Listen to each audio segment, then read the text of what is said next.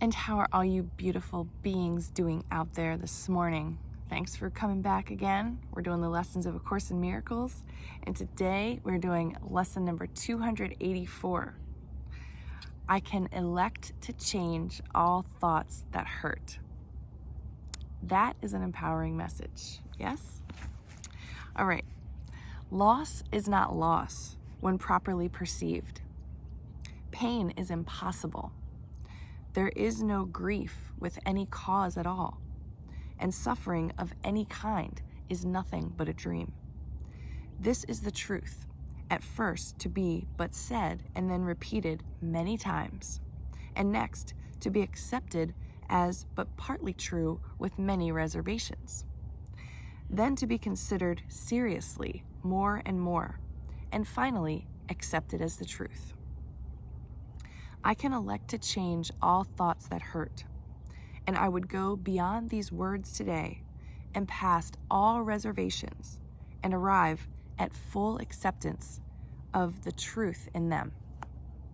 Father, what you have given cannot hurt, so grief and pain must be impossible.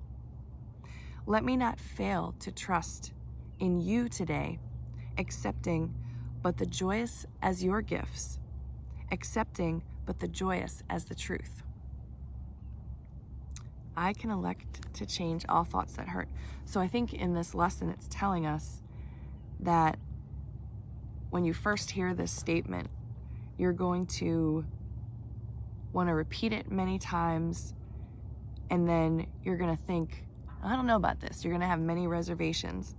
Then you're going to consider it seriously over and over and over and over. And then at some point, you'll accept it as the truth.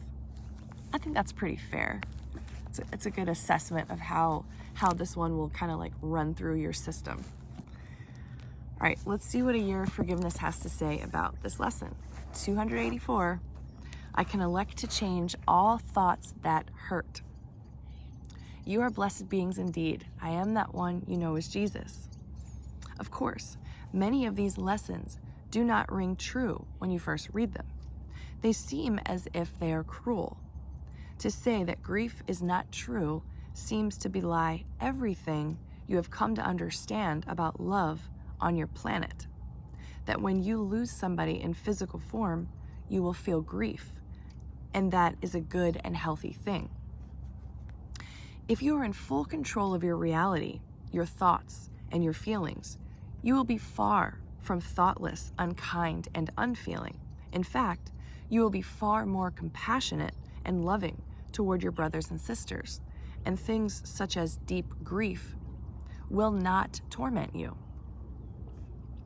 Often, we witness on your plane that the untrained mind will turn on itself when somebody close to you moves from the physical into the non-physical form.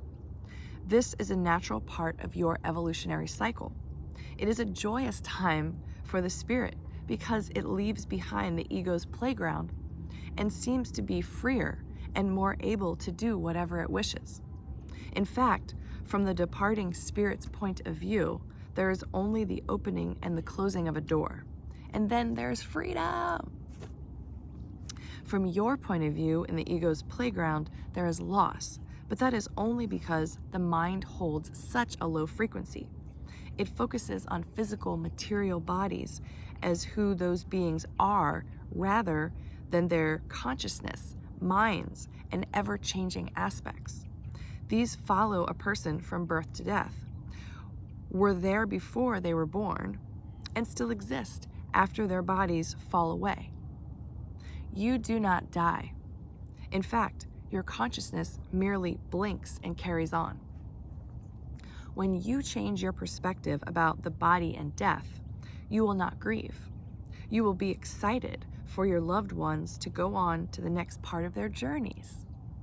And in giving them that freedom, you also will be fearless with your passing, because you will be excited to understand another level of consciousness that you cannot easily access in this particular form.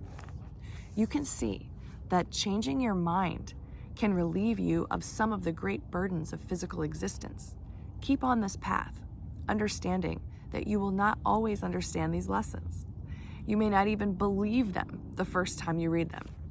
And as this was telling us many, many, many times. But as you continue with your practice, you will climb up that ladder toward enlightenment more and more and more, and eventually you will be above the battleground where all the pain is. I am that one you know as Jesus, and we will speak to you tomorrow. I can elect to change all thoughts that hurt. Yeah, this is definitely a good one. And I think reading it does make it seem like only a really evolved spiritual being has the ability to do this. And I can already hear myself saying, well, maybe, Sherry, maybe one day you'll get there. So that's interesting that I'm already encountering some resistance to this idea that I can change all thoughts that hurt. But I'm learning. I'm on this path with you. I'm believing that what I'm doing is definitely changing me, changing my perspective, and helping me to change the world that I see by slowly evolving my thought patterns and knowing that there are just things in my mind that aren't true. It's programming. It's patterning. I'm in this shamanic de-armoring 2-week process here. I'm calling a lot of things armor now. And it's really interesting to see how getting clarity on that and all of these like defense mechanisms that we've created are slowly kind of, they don't have as strong of a hold on me. It feels like it's letting go of me, small me, I guess, just a little bit. So thanks for being on this journey with me. And you can elect to change all the thoughts that hurt you. Trust that. Have a good day, everybody. I'll see you tomorrow.